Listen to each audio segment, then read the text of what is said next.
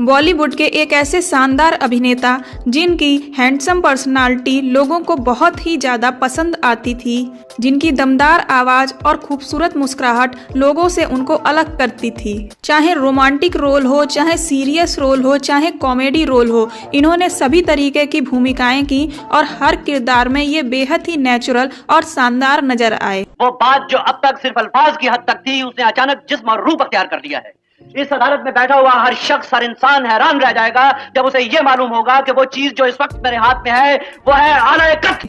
इनको film industry में काफी ज्यादा दिलदार माना जाता था। इनकी छवि लोगों की मदद करने वाली थी।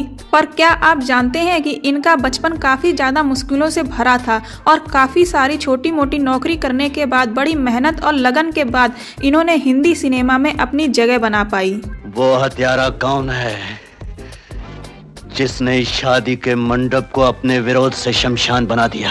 क्या आप जानते हैं इन्होंने जिस शख्स से शादी की और जिसके लिए ये जिंदगी भर वफादार रहे, बहुत प्यार किया, वह इनसे पहले बॉलीवुड के शोमैन राज कपूर के साथ रिलेशनशिप में रही थी। और क्या आपको इस बात पे यकीन होगा कि एक दिग्गज अभिनेता होने के साथ साथ ये एक काफी बेहतरीन राजनेता भी थे और इनके ऊपर एक देशद्रोही के पिता होने का आरोप लगा था।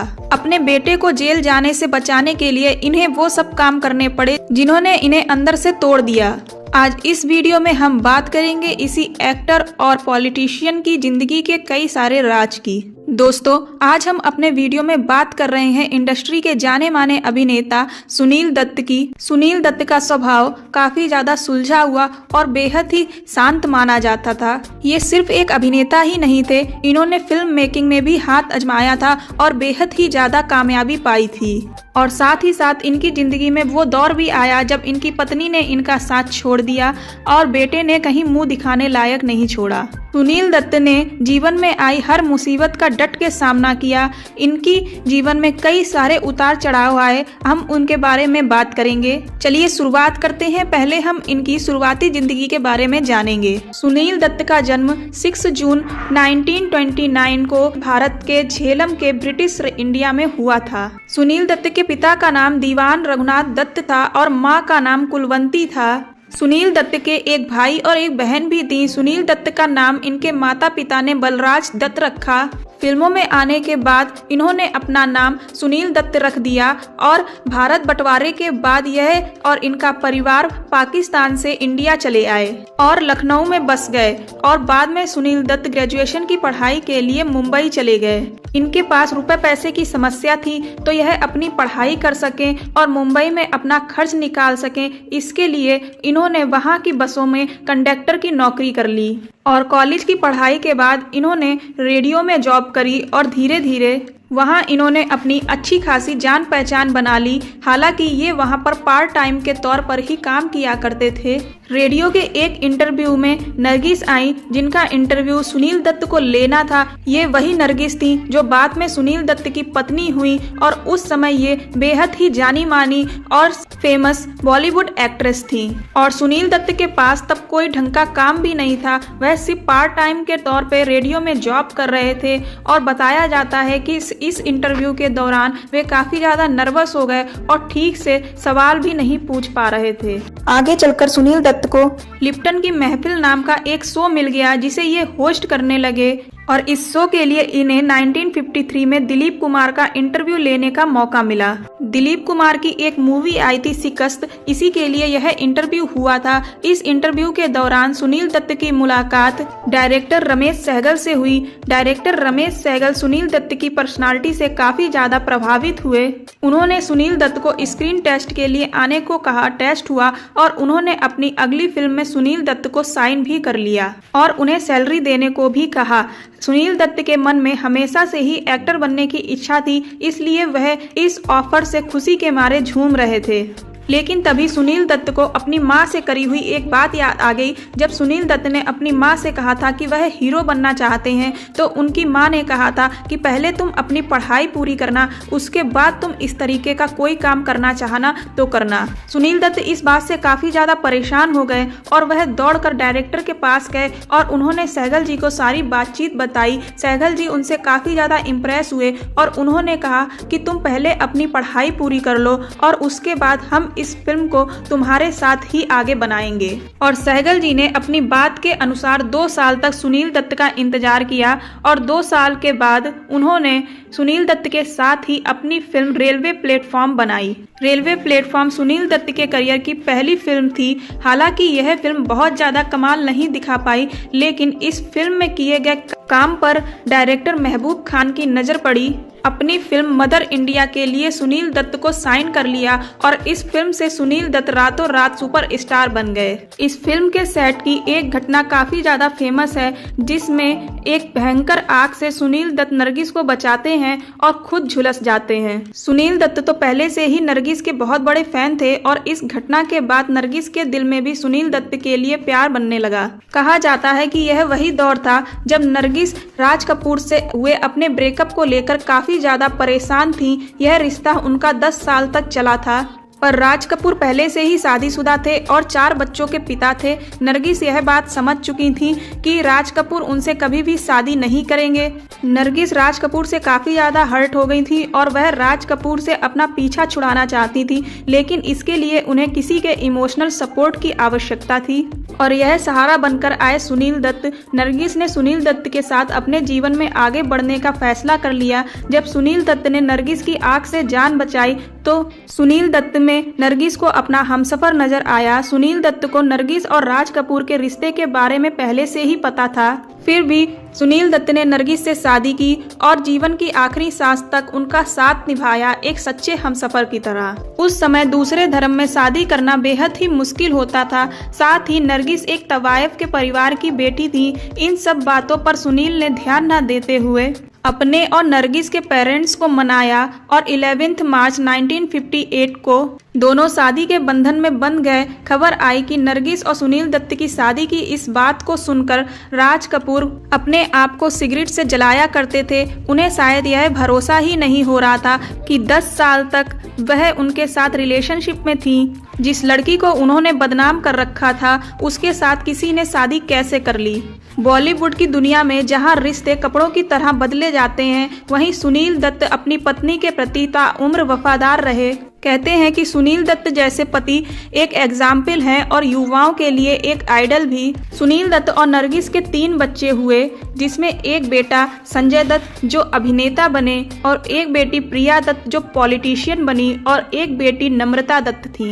नम्रता दत्त की शादी कुमार गौरव से हुई, जो फिल्म इंडस्ट्री के एक फेमस एक्टर राजेंद्र कुमार के बेटे थे। सुनील दत्त ने अपने फिल्मी करियर में कई सफल फिल्मों में काम किया, जैसे साधना, एक फूल 4 कांटे, छाया, मैं चुप रहूंगी जैसी फिल्में भी शामिल रहीं। ये रास्ते हैं प्यार के और आज और कल, गुमराह, वक्त और खानदान जैसी फिल्मों में भी इन्होंने काम किया। आम्रपाली, मेरा साया, हमराज, मिलन और पड़ोसन ये वह फिल्में थीं जिससे सुनील दत्त सफलता के नए पायदान पर पहुंच गए। नागिन और जानी दुश्मन भी इनकी खास फिल्मों में शामिल थीं। सुनील दत्त अपने बेटे संजय दत्त के साथ मुन्ना भाई MBBS जैसी शानदार फिल्म में नजर आए। 1964 में सुनील दत्त ने फिल्म यादें के साथ निर्देशन की दुनिया में कदम रखा। इस पूरी फिल्म में सिर्फ एक ही युवक की आवश्यकता थी, जो पूरी फिल्म में अपने बीते दिनों को याद करता रहता है। सुनील दत्त ने इस भूमिका को बाखूबी निभाया। सुनील दत्त की यह फिल्म सफल तो नहीं हुई, लेकिन भारतीय सिनेमा में यह एक अलग तरह की फिल्मों में अपना स्थान बना पाई।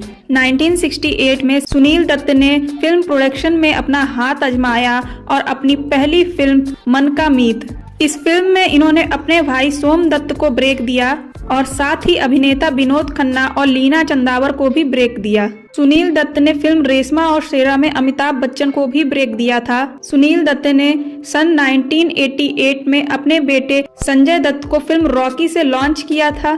सुनील दत्त ने अपनी पत्नी नरगिस के साथ मिलकर एक अजंता आर्ट्स नामक संस्था बनाई, जिसके जरिए ये फिल्म निर्माण से लेकर राष्ट्र और लोक कल्याण के काम करते रहे। सुनील दत्त को जब पता चला कि उनकी पत्नी नरगिस को लीवर कैंसर है, तो यह उनकी परीक्षा की असली घड़ी थी और इसमें यह पूरी तरीके से पास भी हुए। जानने वाले बताते हैं कि सुनील दत्त ने नरगिस के इलाज के लिए दिन रात एक कर दिए थे और उन्हें भारत और अमेरिका के कई जाने माने डॉक्टरों को दिखाया। इसी दौरान उनके बेटे की पहली फिल्म लॉन्च हो रही थी, वो बेटा जो ड्रग्स की लत में पड़ के अपने होशो हवास खो देता था। एक तरफ सुनील दत्त अपने बेटे का करियर बनाने में लगे हुए थे और एक तरफ अपनी पत्नी का अच्छा से अच्छा इलाज करवाने के प्रयास में लगे हुए थे। साथ ही 2 बेटियों को संभालने का जिम्मा भी इन्हीं के ऊपर था और लाख कोशिशों के बाद भी सुनील दत्त नरगिस को बचा नहीं पाए। नरगिस की मौत के बाद सुनील दत्त को काफी बड़ा झटका लगा। उन्होंने जैसे तैसे अपने आप को और अपने बच्चों को संभाला और अपनी पत्नी की याद में उन्होंने एक कैंसर हॉस्पिटल को बनवाया। धीरे धीरे वक्त बीता और जख्म भरने लगा। साल 1984 में सुनील दत्त ने पॉलिटिक्स की पारी की शुरुआत की और कांग्रेस पार्टी से जुड़ गए। सुनील दत्त ने अपने बेटे संजय दत्त के खिलाफ हुए मुकदमे की वजह से साल 1996 और 1998 में लोकसभा इलेक्शन नहीं लड़ा। एक नेता के तौर पर सुनील दत्त ने अपने लोगों के लिए बहुत ज्यादा काम किया और लोगों के बीच वह एक लोकप्रिय नेता बने रहे। सुनील दत्त के बेटे की बात हो रही है तो आप जान लीजिए कि कैसे एक शांत और सौम्य और सामाजिक कार्यकर्ता वाले आदमी के ऊपर देशद्रोही के पिता होने का आरोप लगा। 1993 में मुंबई बम ब्लास्ट के बाद सुनील दत्त के बेटे संजय दत्त के घर में AK-56 राइफल और कुछ दूसरे एक्सप्लोसिव भी मिले थे। संजय दत्त को आर्म्स एक्ट और टाटा यानी कि आतंकवादी गतिविधियों में दोषी पाते हुए सुप्रीम कोर्ट ने सजा सुनाई और जेल भेज दिया। सुनील दत्त ने अपने बच्चे को बचाने के लिए कई हाथ पैर मारे और बताया कि यह गन संजय दत्त ने अपनी सुरक्षा के लिए ली थी।